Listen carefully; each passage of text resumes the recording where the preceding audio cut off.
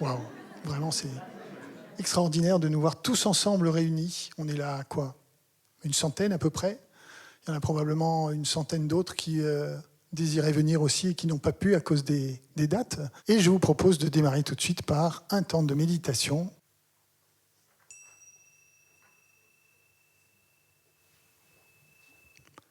Et c'est là une invitation de vraiment, tranquillement, prendre le temps de s'accueillir.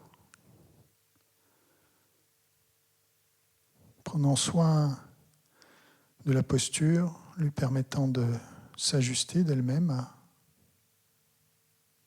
Ce soir, je vais partager avec vous quelle est la raison, quelles sont les raisons, les vraies vraies raisons qui m'ont poussé à créer ce diplôme universitaire. Il y a d'abord l'idée et l'intention de faire entrer la méditation dans le monde académique, universitaire, dans le domaine du soin, de la santé. En deuxième, il y a créé en fait une pépinière, un incubateur de projets, de sorte à ce que voilà, ça rebondisse, ça fasse un vrai amplificateur de projets. Et puis, il y a cette intention aussi de partager une vision non duelle, comme paradigme, l'interrelation, ça parle à certains plus qu'à d'autres peut-être, l'interrelation de tout. Finalement, tu as cité notre doyen Jean Sibilla de son exigence et son ouverture qui fait que Strasbourg prend des risques un petit peu comme ça d'ouverture, d'être précurseur et d'aller à s'intéresser à ces choses qui, à première vue, ne relèvent pas des canons classiques de la médecine et de la science dure, mais qui sont tellement importants dans la perspective aussi du soin. Donc, c'est sur ce terreau-là, avec ce soutien-là, que tout ça s'est fait, avec aussi votre participation, votre enthousiasme. Si il y a une différence, c'est que vous, les médecins, quand vous faites le DU, en fin de compte, vous venez chercher peut-être des outils, un état d'esprit, des thérapies, des méthodes pour vous occuper des malades. Nous, on va essayer d'avoir des gens, on va les équiper pour qu'ils ne nous rendent pas malades. Donc ça, c'est la première différence. Mais il y a quand même un point commun qui est important, c'est la transformation. C'est la capacité qu'on apprend, nous, à nous réinterroger sur nos modèles, à nous réinterroger, à nous poser les bonnes questions, à réinterroger nos pratiques, notamment dans les organisations, et vous dans vos pratiques. Et j'espère que, alors, l'autre volet qui est impacter les organisations, la société, on sera encore plus nombreux dans 10 ans, et je pense qu'on va y arriver. Réduction du stress par la pleine conscience, conçue pour accompagner les personnes dans le traitement des douleurs chroniques ou de la dépression.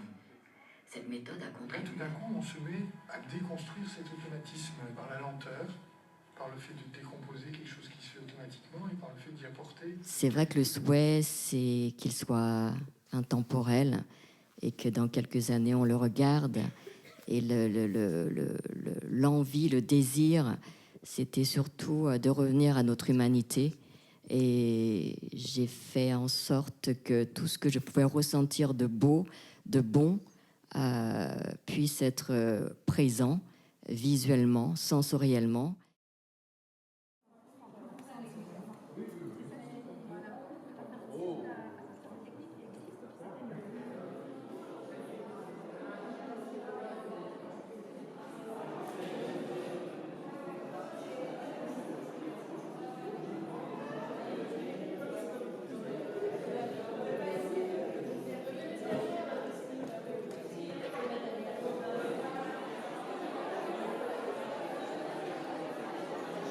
Ce qui ressort en lien avec ce qui m'a permis de faire ce chemin et d'aller vers le DU, c'est un certain sentiment, une impression d'incomplétude, de brisure, de quelque chose qui était séparé.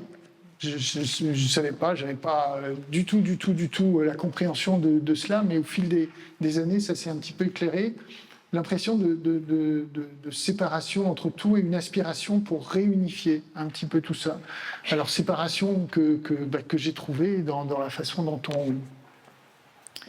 on vit, considérer soi et les autres comme séparés, considérer le corps et l'esprit comme séparés, considérer l'homme même au sein du vivant, séparé des autres vivants, séparation même entre nature et culture, tous ces éléments. Alors c'est peut-être très intellectuel de dire ça comme ça, mais en fait en creusant, en allant chercher un petit peu, j'ai vraiment eu cette impression, ce sentiment.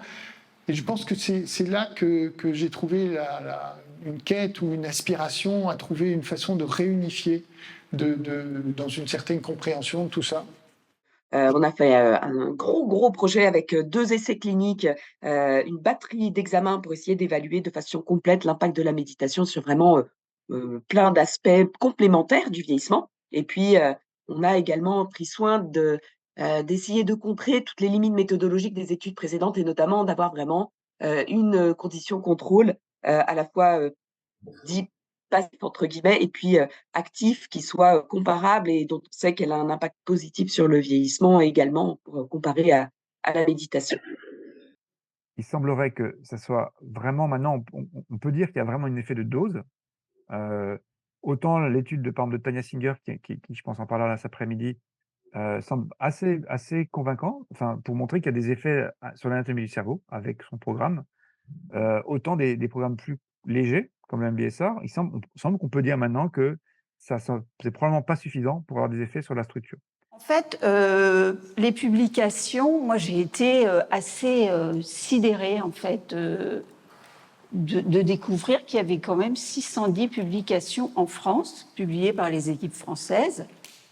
Quand j'ai entrepris ce travail, j'avais pas idée qu'il y en avait tant. Les thématiques, là je vais aller assez vite, simplement j'ai choisi quelques thématiques santé. Vous voyez, il y a surtout des travaux dans les troubles mentaux liés au stress, les addictions, la douleur, chez les patients atteints de cancer, la dépression. Vous voyez, c'est un petit peu la tendance, je ne vais pas tout détailler, puisque ça sera rendu disponible prochainement. Dans le domaine des neurosciences, là ici c'est les neurosciences, l'activité cérébrale a été beaucoup étudiée, ainsi que les fonctions cognitives, et puis on vient de voir le vieillissement, pour quelques publications, et la phénoménologie aussi. Et puis dans le monde du travail, le management, le stress, la performance au travail, le bien-être au travail. Et là, on a fait dans le projet Cough Social, on a fait de la recherche pour la première fois où on a comparé 12 minutes de pleine conscience avec 12 minutes de dyade. Ça veut dire on est devenu encore plus granulaire. On n'a pas comparé un type de pratique, mais des différentes pratiques. On a vraiment comparé une pratique avec une autre pratique pour vraiment pouvoir encore dire c'est quoi le spécifique avec le social. On a montré aussi l'impact de la méditation sur l'horloge épigénétique. C'est un autre marqueur de vieillissement biologique. Et on a montré que les gens, plus les méditants ont médité depuis de nombreuses années, plus leur horloge épigénétique est ralentie. Donc, c'était la première preuve, moléculaire de l'impact transformateur et cumulatif de la méditation au niveau épigénétique. On est quand même une génération un peu particulière c'est vraiment la première génération d'êtres humains à avoir une connaissance de des mécanismes on va dire de l'âme, hein, de ce qu'on est, de toutes les émotions, de l'attention, etc. De commencer à comprendre les mécanismes de ça. Pendant des centaines de milliers d'années, on a été confronté à ces phénomènes mentaux sans avoir aucune idée de ce qu'il y avait en dessous. Et puis du coup, on appelait à des forces magiques, etc. Et là, on est la première génération à pouvoir avoir à la fois cette capacité d'introspection, à nous regarder fonctionner, et avec une connaissance des mécanismes sous-jacents, ce qui est pas rien, quoi. C'est vraiment, c'est une position extrêmement privilégiée qu'on a dans l'histoire de l'humanité. Enseigner et transmettre de manière qualifiée ces approches au personnel soignant, ça c'est un élément extrêmement important, c'est qu'il va falloir aussi le transmettre et le déléguer par plusieurs mécanismes. Et nous, on est rentrés dès le départ dans le cadre de la formation médicale continue auprès des médecins. Donc on a créé un programme MBSR Light en 6 semaines et on a très vite investi l'Institut de formation associé au CHU pour permettre aux paramédicaux. Et ensuite, je vous le montrerai tout à l'heure, si on a un peu de temps, c'est pas sûr, on a créé un petit programme pour permettre aux paramédicaux de transmettre la méditation pleine conscience dans l'environnement professionnel. Il y a quelque chose de merveilleux dans le corps humain, c'est que si vous ajoutez la raison, de la vraie raison, de celle qui est vraiment véritable, de pourquoi vous êtes là, ça s'appelle la joie. C'est ce que vous portez, c'est ce qu'on a tous ressenti en arrivant. Ben, vous allez voir que le son, il va sourire, il va être plus harmonieux. Et ça, c'est pas un truc, je veux que ce soit bien, je vais réussir. Non, non, non. En fait, c'est tout ce principe que les anciens appelaient dans les monastères arsis-thésis, le principe de tension et de détente. Et toute l'idée de l'énergie vocale, c'est d'ouvrir ces espaces pour qu'on voit plus grand, on entende, on sente plus grand.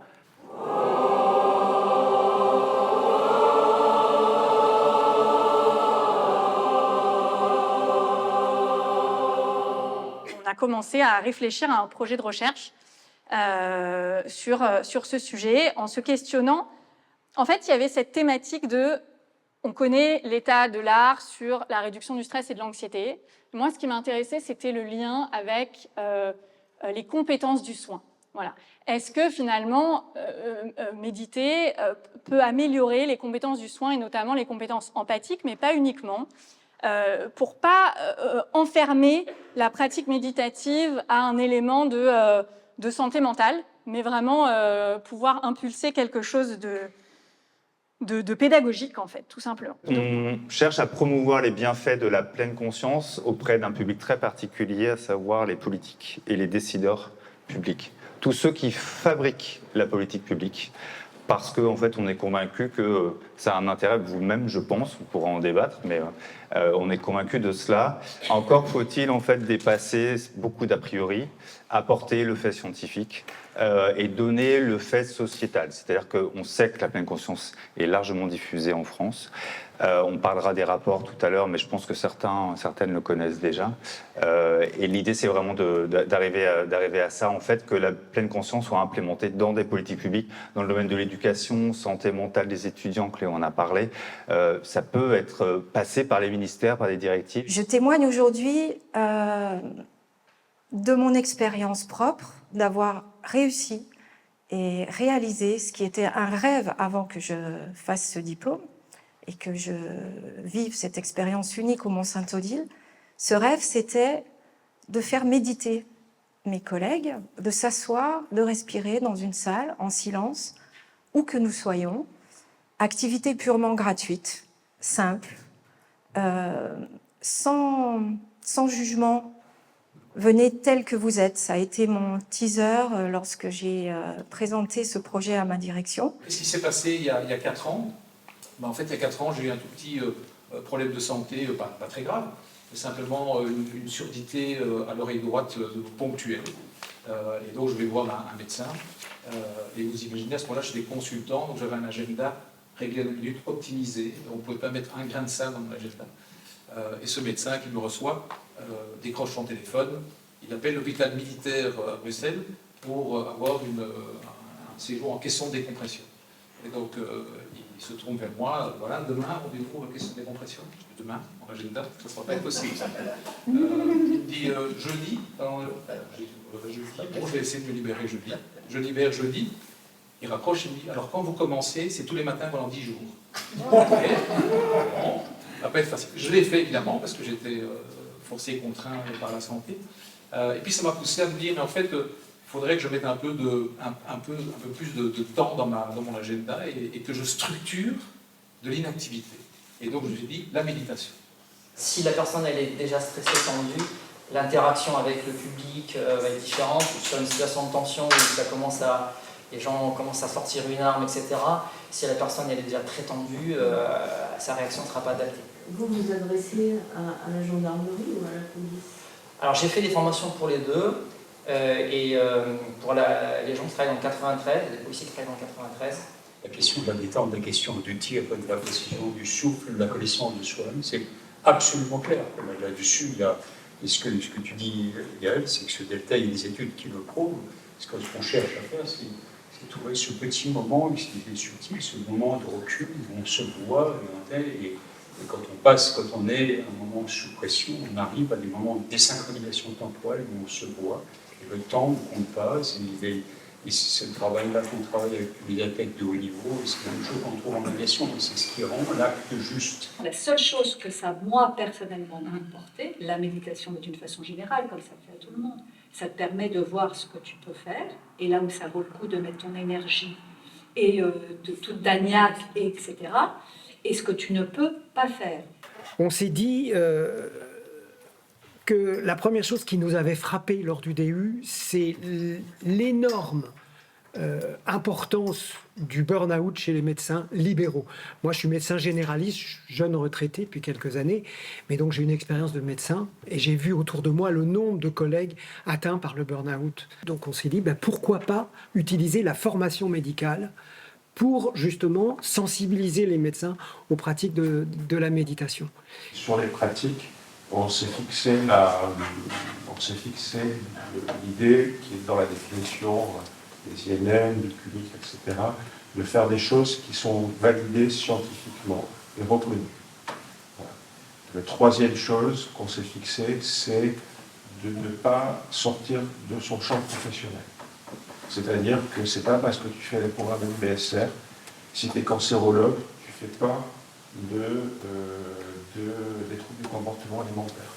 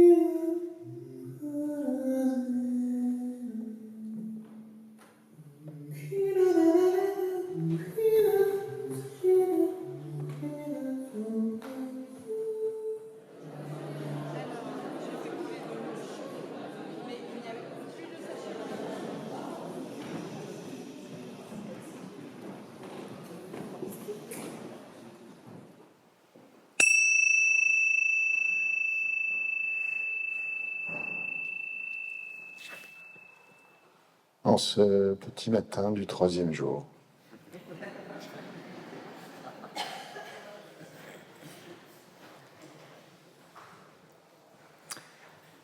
De notre présence ici, ensemble, pour fêter les 10 ans du DU Médecine, Méditation, Neurosciences, avec la même qualité de présence attentive, la cultivant. À partir de cette sensation de lien avec la Terre, je vous invite maintenant à passer de la position assise à la position debout, simplement.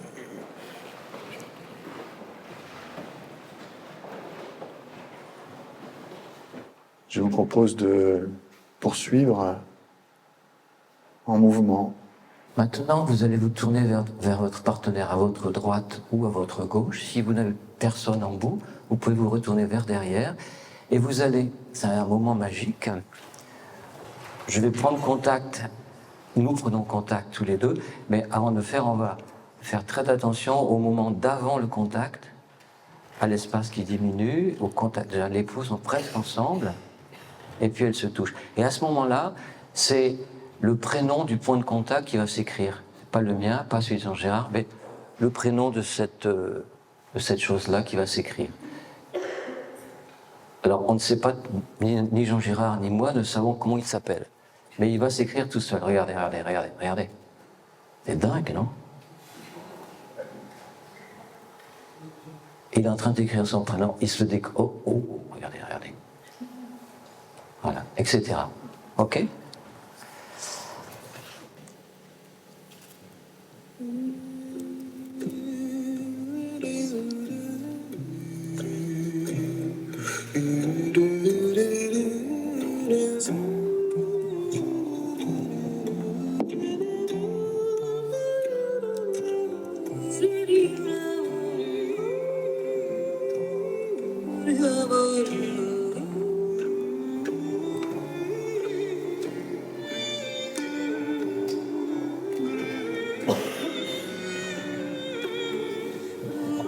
Alors, communauté, qu'est-ce que c'est qu'une communauté? On peut parler fort et envoyer des petits mots comme ça. Pour vous, c'est quoi une communauté? Allons-y, allons-y. Commune, unité. La première est la bonne réponse, exceptionnelle. On peut l'applaudir s'il vous plaît, commune, unité. Et on continue, Quoi d'autre? Fraternité. Lien. Ensemble. Partager. Solidarité. Quoi d'autre? Rock'n'roll, yes. Quoi? Force. Énergie.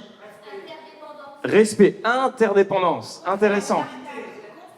Confiance, partage. Bienveillance. Alors, comment on va co-construire ça? En tout cas, aujourd'hui, on a une proposition. Il y a plusieurs façons de le faire et grâce à vous tous et vous toutes, ça va être possible. Ça, c'en est une. Donc, il y aura un groupe qui sera avec moi, peut-être 10 personnes maximum de mon côté, ou même, je ne sais pas si on est un petit peu moins qu'hier. Donc, ouais, entre 6 et 10 personnes. Et on va travailler sur un canevas de communauté qui reprend un petit peu en fait, des piliers. Il y a d'autres façons de le faire, mais ça, c'en est une qu'on va proposer après et qu'on restituera à tout le monde. Et puis, donc ça, c'est, on va dire, une vision globale, une vue d'ensemble. Puis après, on va aller dans des thématiques spécifiques. Alors, ouvrir, c'est une ouverture au public, parce qu'on est d'horizons différents, et comment on se connaît, on s'ouvre les uns aux autres, un peu plus loin. Et puis s'ouvrir, on se connecte, oui ou non? Aussi, pour pratiquer des exercices pour le pourquoi ça m'avait cette énergie-là, cette intention-là dans notre quotidien professionnel. Ça veut dire familial, amical. Ça veut dire aussi nos proches, cercles professionnels. C'est là où je me disais qu'on arrive au apprentissage dès lors qu'on commence à transmettre. Avec cette idée d'être inspirant pour son environnement direct. Mais ça, c'est une des idées. On n'est pas encore tous alignés là-dessus. Hein, mais c'est un... Donc là, on est au niveau de l'intention, ce qui a été l'intention. Et on va matérialiser ce moment avec un questionnaire auquel vous allez répondre, qui va nous permettre d'avoir une trace de ce que vous venez de vivre. Dans ce questionnaire, vous devrez renseigner le nom et le prénom de votre voisin de gauche. Cette personne va avoir un rôle tout particulier pour vous pour la suite.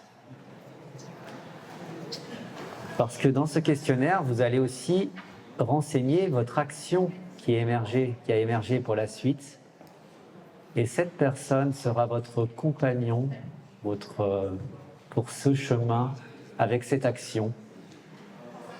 Vous pourrez appeler cette personne qui sera là pour vous écouter, pour vous soutenir, pour vous questionner, pour méditer avec vous. Et cette personne-là, si elle n'a pas de nouvelles de vous aussi pendant un moment, elle vous appellera, elle demandera comment vous allez et elle va veiller que votre action avance au rythme qui sera le sien. Notre temps touche à sa fin, donc c'est le moment de se dire au revoir et surtout merci. Merci pour la présence de chacune, de chacun. Jean-Gérard, tu veux prendre la parole? dans cette séquence de remerciements? Parce que bien sûr, on te remercie tous d'avoir créé l'étincelle qui maintenant jaillit. Et puis vous aussi, un mot, chacun d'entre vous, ce que vous avez envie de partager, ce qui vous reste, comment vous vous sentez maintenant. Amour, légèreté, enthousiasme, gratitude. Gratitude et émerveillement. Oui. Ah oui. Et allez, bon, chaleur. À bientôt. Pourquoi?